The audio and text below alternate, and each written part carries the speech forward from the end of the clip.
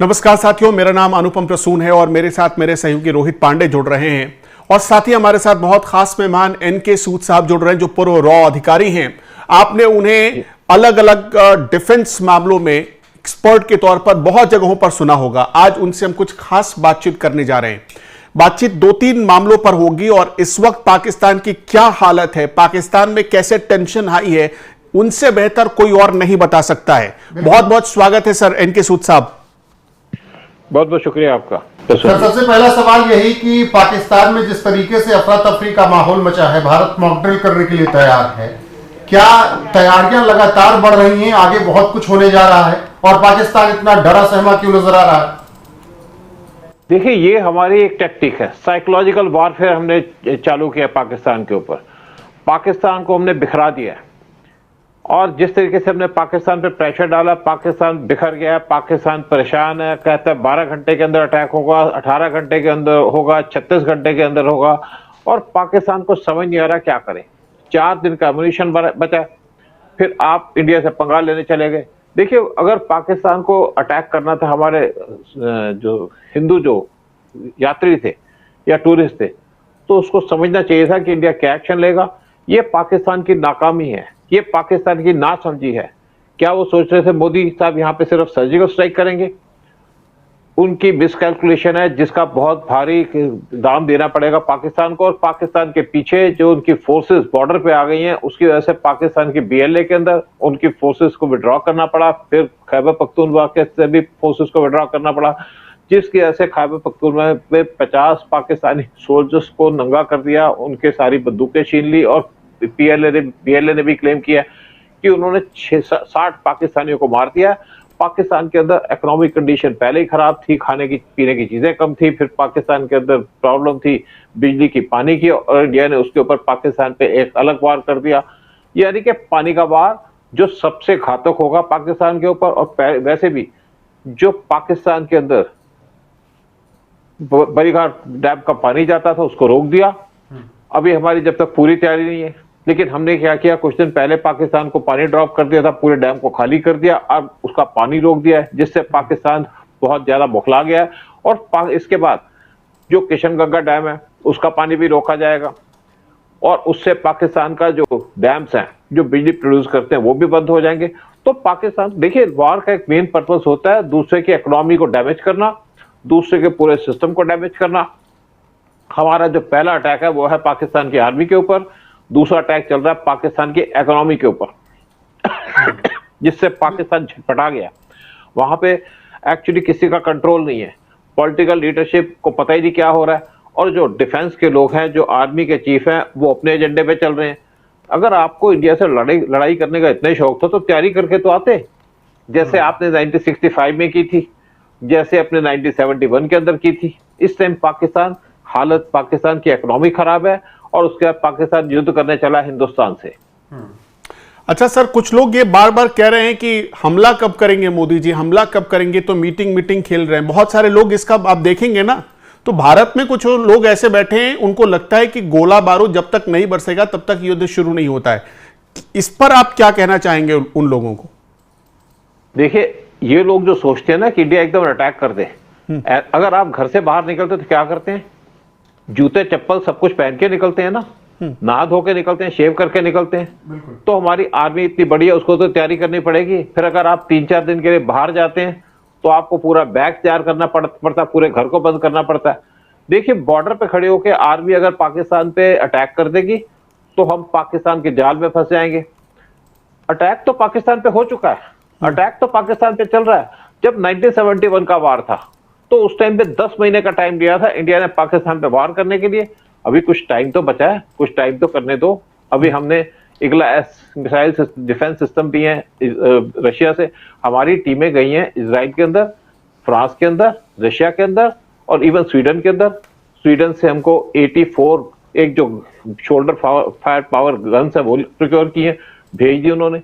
देखिए, सारी तैयारियां चल रही हैं। अब वार कोई आसान बात नहीं है कि हम वार शुरू कर देंगे। हमारी फोर्सेस को सप्लाई चेन को तैयार करना पड़ेगा, पूरी चीजों को तैयार करना पड़ेगा। हमारी नेवी वैसे ही मूव कर चुकी है सी के अंदर और पाकिस्तान पे प्रेशर डाला जा रहा है और ये कहेंगे पाकिस्तान एक और गलती करे, इंडिया पे अटैक शुरू करे, अब पाकिस्तान को सबक सिखा देंगे। अटैक कल हो, परसों हो, 1 महीने बाद हो, 2 महीने बाद हो, वो अपने टाइम हम चूज करके करेंगे पाकिस्तान पे अटैक। हम कोशिश ये करेंगे पाकिस्तान हम पे अटैक करे, जैसे 71 में किया था, 3 दिसंबर 1971 को। और इस टाइम पे जो लोग सोचते हैं मोदी जाकर के गोली चला दे, देखिए कुछ लोग इंडिया के अंदर ऐसे बैठे हैं, कुछ तो इनपेशेंट है जिनको पता नहीं है, और कुछ लोग चाहते हैं कि अटैक हो, क्योंकि चाइना चाहते हैं इंडिया पाकिस्तान पे अटैक करे। अटैक करेंगे सोच समझ के करेंगे, हो सकता है हमें अटैक ही ना करना पड़े, पाकिस्तान वैसे ही बर्बाद हो जाए। देखिए बेसिकली क्या है, अगर शेर भी किसी पे पंजा मारता है तो सोच समझ के मारता है मुझे कितना नुकसान होगा। अगर उसको डर लगता है कि उस पर कुछ अटैक होगा, वो वेट करता है, पेशेंस रखता है, और हमें पेशेंस रखनी पड़ेगी। अटैक तो हो चुका है, पाकिस्तान सफर कर रहा है, हर एक दिन पाकिस्तान के 500 करोड़ रुपए खर्च किए जाते हैं जो उनकी आर्मी की मूवमेंट चल रही है। फिर पाकिस्तान के अंदर चीजों की कमी चल रही है, पाकिस्तान के ऊपर BLA ने अटैक करना शुरू कर दिया, पाकिस्तान के ऊपर TTP ने अटैक करना शुरू कर दिया, पाकिस्तान की अपोजिशन की पार्टियां वो पाकिस्तान पे अटैक कर रही हैं। तो पहले पाकिस्तान को टूटने बिखरने तो दो, मौका आएगा तो कर देंगे। अटैक कोई मजाक की बात तो नहीं है ना, आप किसी घर में जाके अटैक कर दें, आपको सारी इशू देखने पड़ते हैं। अटैक पाकिस्तान पे होगा, जब होगा तो इतना गहरा अटैक होगा, ये सर्जिकल स्ट्राइक नहीं होगी, पाकिस्तान के ऊपर सर्जिकल स्ट्राइक्स होंगी एक ही टाइम पे, और पाकिस्तान को संभलने का टाइम नहीं दिया जाएगा।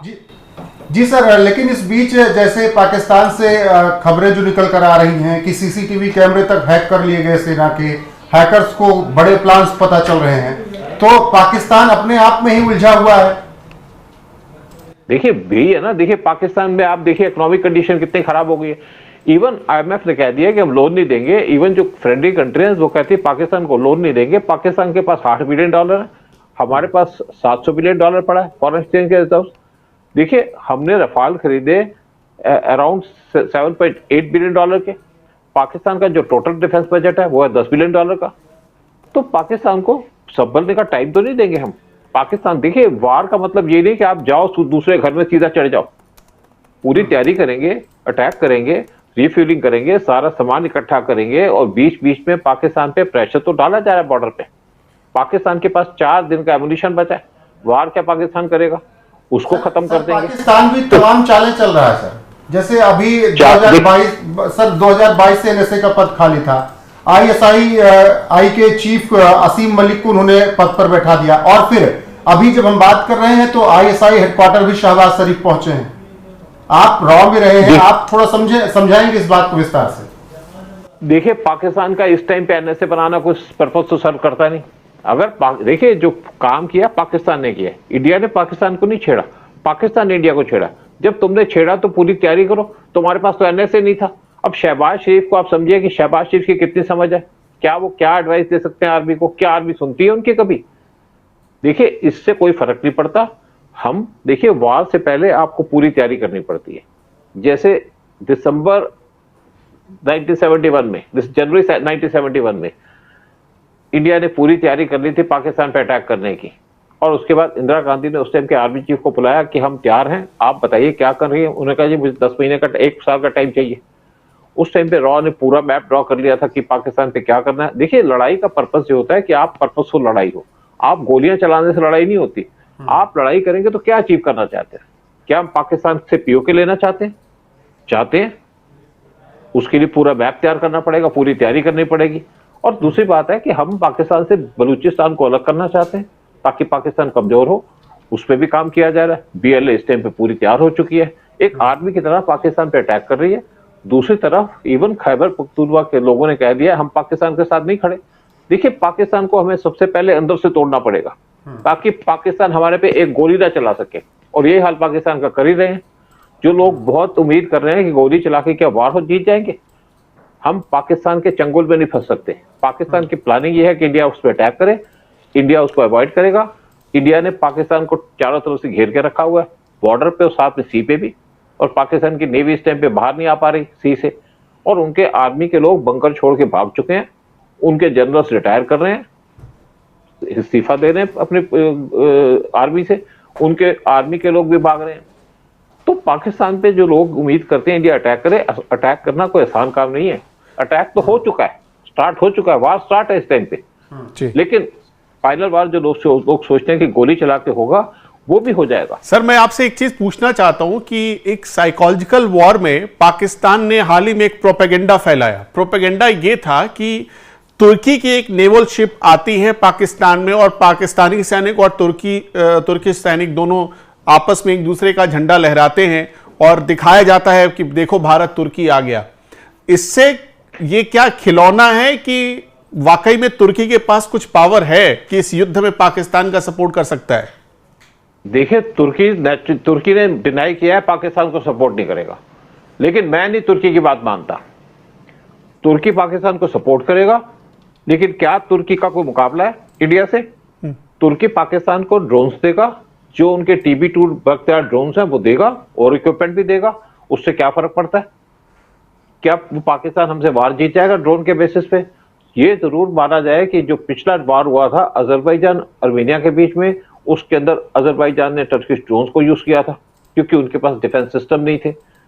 अर्मेनिया के पास इसी तरीके से जो इजराइल और हमास का वार हुआ, वहां पे भी ड्रोन यूज किए गए। रशिया यूक्रेन वार में भी ड्रोन यूज किए गए। तो इसलिए इंडिया तैयार है, कुछ ड्रोन से वार नहीं जीत सकते। आपके आर्मी का मॉरल चाहिए। 1965 में पाकिस्तान इंडिया से बहुत ज्यादा मजबूत था इकोनॉमिकली और मिलिट्रीली। पाकिस्तान के पास साइबर जेट थे, पाकिस्तान के पास पैटर्न टैंक्स थे जो उसको अमेरिका ने दिए थे, पाकिस्तान के साथ पूरा यूरोप था, पाकिस्तान के साथ पूरा गल्फ था।